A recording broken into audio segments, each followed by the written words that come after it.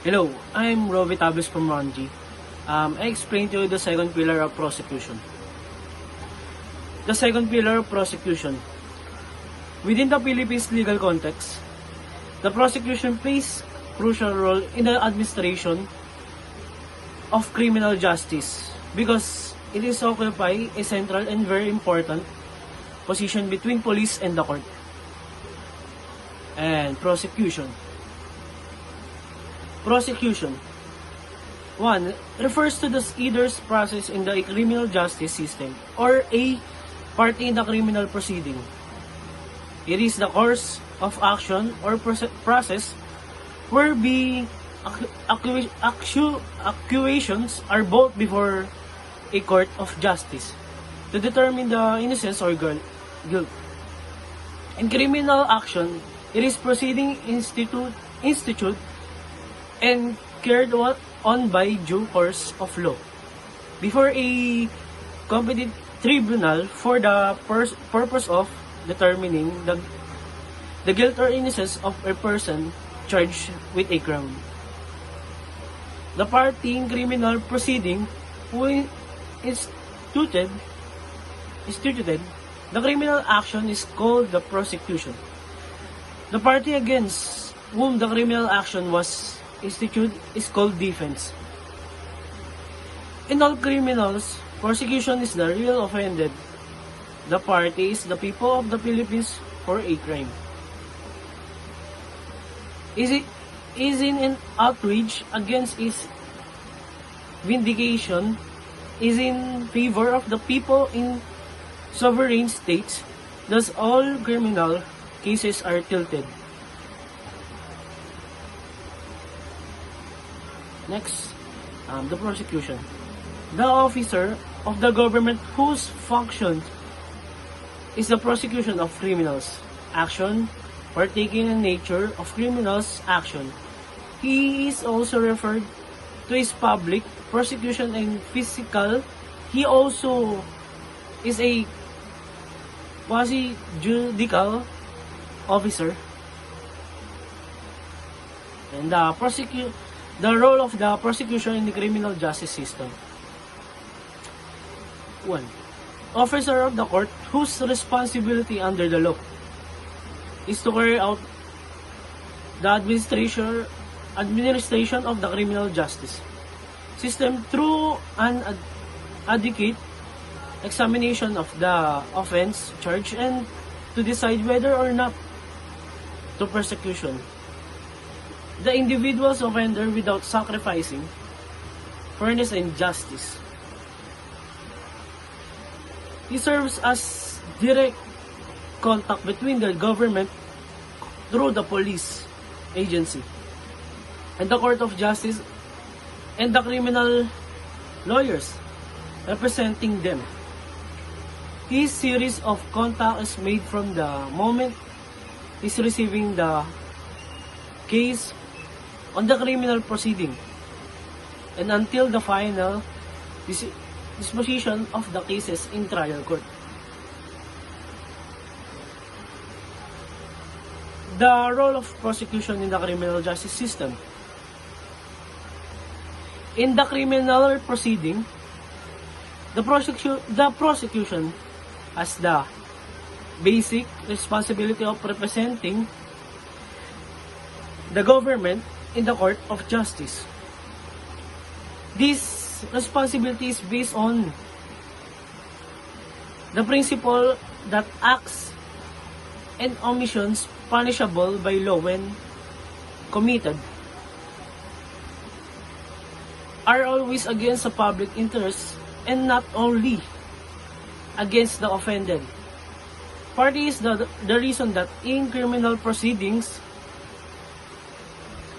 the caption of the cases is the name of people of the Philippines versus the offender. If the elements of the crime alleged to have been committed are present, it is the prosecution task of bringing the offender to the court through criminal proceeding. And the role of the prosecution in criminal justice.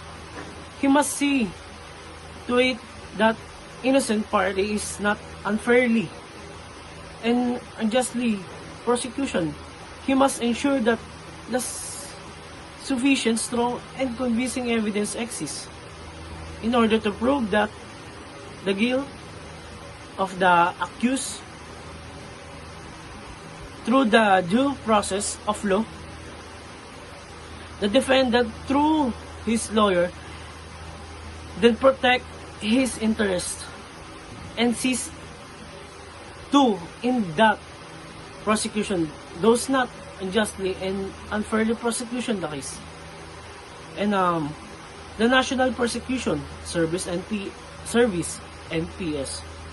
It is one of the 6 major functional offices and services of the Department of Justice.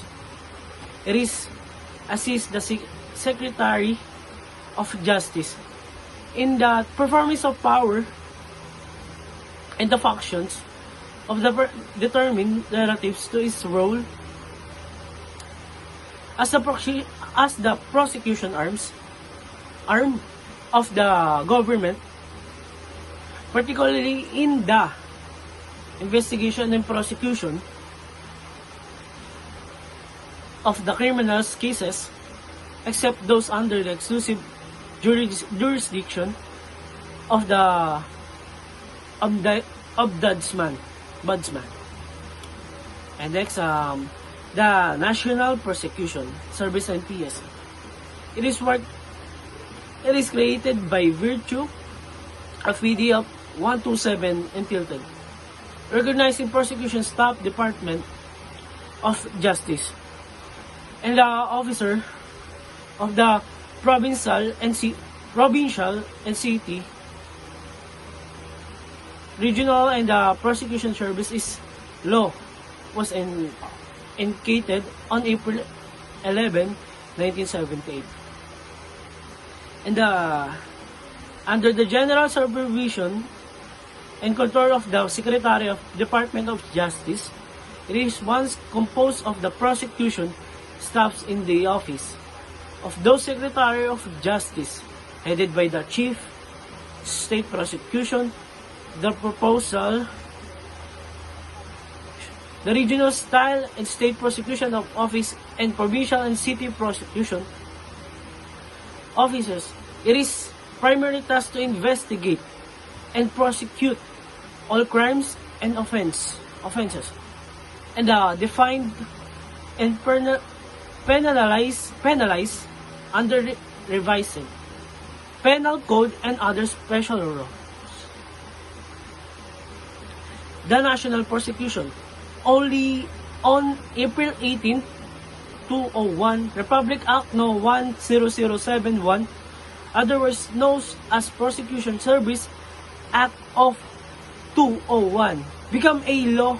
This law was enacted to strengthen and rationalize the National Prosecution Service. This law remained the head of National Prosecution Service from Chief State of Prosecution to Prosecutor General to the Prosecutor General is appointed by the prosecution staff in the office of the Secretary, just and such number of regional prosecution office of the provincial prosecution, office of the prosecution, and the National Prosecution Service.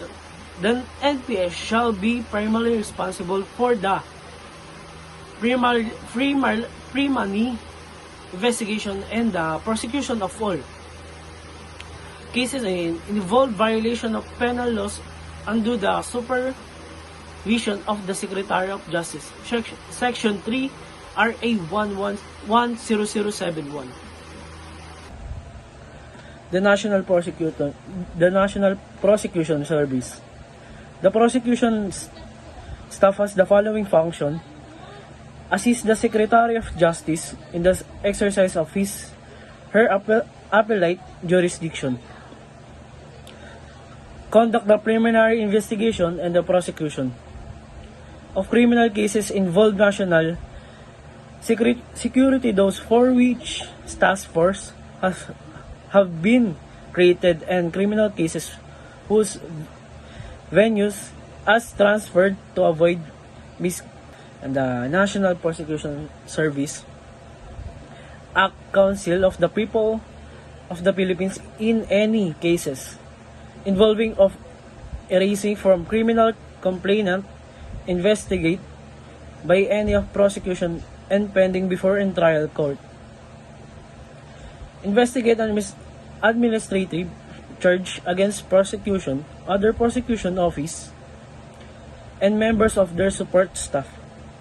Prepare legal opinion on course involving violations of the revised penal code and special penal laws, and monitor all criminals cases filled with the Office of the Prosecution General, maintain and update record of the status of each case and adopt such system and procedures as will expand the monitoring and dispositions of cases. Section 5 RA 1110071. That's all of the about of prosecution